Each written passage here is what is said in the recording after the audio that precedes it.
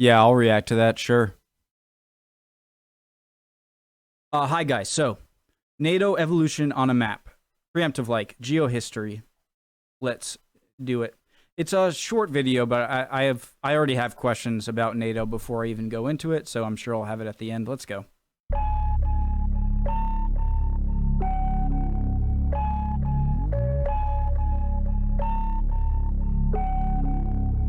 Original members.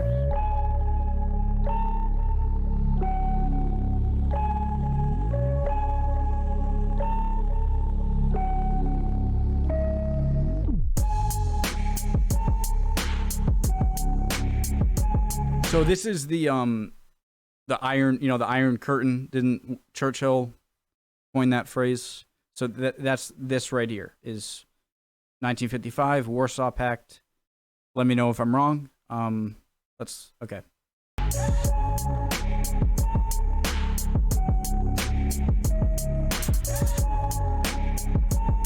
France, strange. Not strange. They're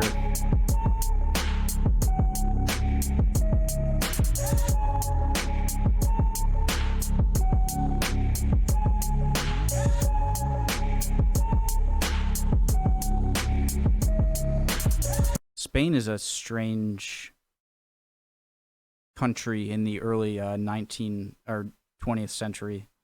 I'd like to learn more. Obviously, they had the Civil War in the 30s.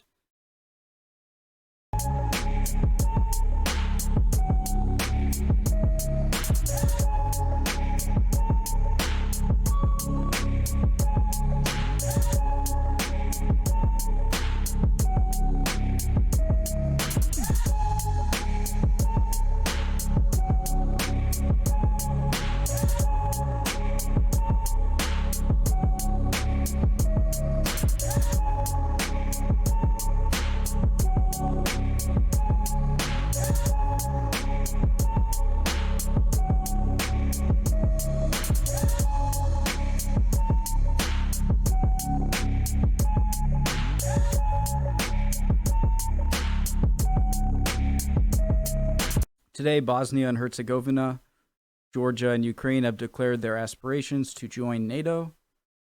So I have a lot of questions. So Georgia, and then there's Armenia and Azerbaijan. I believe Georgia is a more kind of European Christian country, whereas Armenia and Azerbaijan more Arab Muslim countries. I don't quite know. Sorry, I pressed not exactly that it has to do with NATO. I'm just curious. So NATO is this. So World War II is over. There are nuclear bombs. The U.S. and Russia are already looking at each other. I was watching a Japanese or a World War II in the Pacific documentary last night before I went to bed on YouTube. And it mentioned how Americans, the Americans, higher ups were, before Japan even fully surrendered, they were already looking at Russia. And there's this Mengele style doctor in Japan where he did horrible things. I recommend looking up any history, but if you're a little, I wouldn't, not for the faint of heart, that's for sure. But he did awful, terrible things. And I feel like if there wasn't a nuclear bomb and the Soviet Union wasn't as big of a threat to the U.S., if they were to get a hold of that technology, then I'm sure a lot more of the war crimes in Japan would have been more thoroughly executed. I think they weren't nearly as thoroughly executed as the Nuremberg trials. And so that doctor, I'm going all over the place. That doctor, he had done awful things, like did experiments with frostbite and radiation on random Chinese citizens. They didn't care. But to the Americans, when the morality didn't outweigh the practicality of having that data on human subjects, because, and I'm not saying I agree with it. It's hard to put myself in the shoes of commanders at the time, but that they actually let this guy go. He did awful things, as bad or worse than what any Nazi did. Think about that. As bad or worse.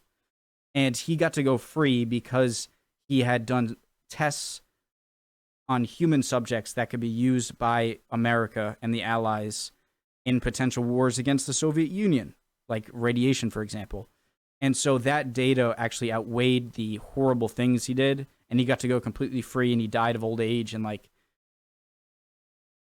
late 60s, early 70s or something.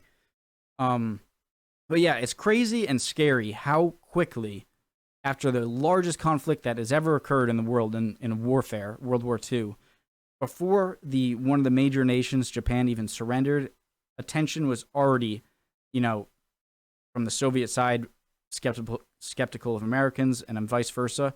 I'm sure the Soviets were even more terrified at the prospect, the early Cold War, because actually, I guess, did the Cold War only start once the Soviets got a nuclear weapon, or did it technically start before that?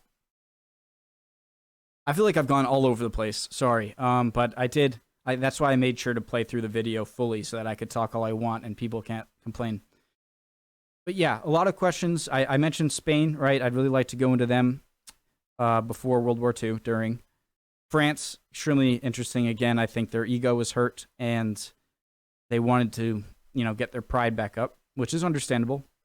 And so kind of strayed away from the norm. I'm not saying that they openly disagreed with, Britain and America and stuff like the Suez Crisis simply out of spite. I'm not saying that, but it's clear that they didn't want to just be a puppet to the UK or the US and wanted to reassert themselves really quickly. Interesting how they did that both in the after Napoleonic Wars and after World War II. Cool.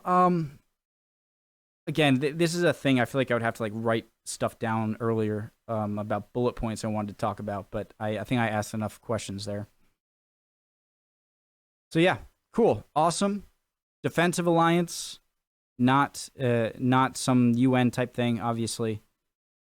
Ready for another video. Is anyone still even here? If you are, hi. Love y'all. See you next time.